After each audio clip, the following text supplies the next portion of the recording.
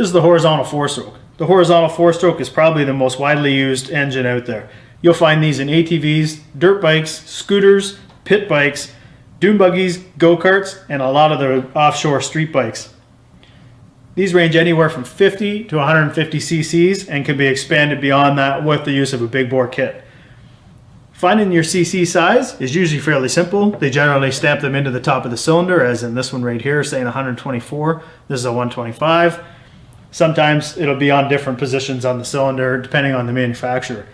These are very, very reliable, and there's a reason why they use them everywhere. This type of engine has been used since probably the late 70s, this design, and just been copied and remanufactured in different fashions.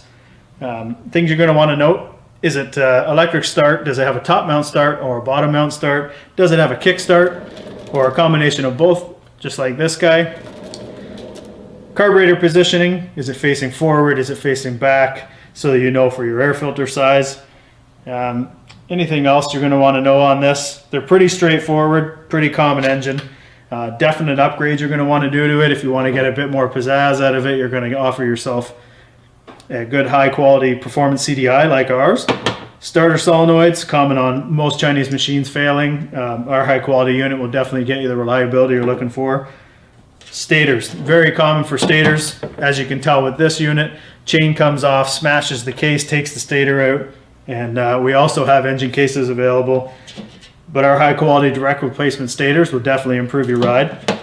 An awesome upgrade for these is the Mikuni. Our Mikunis are direct bolt onto these and will definitely get your reliability and performance.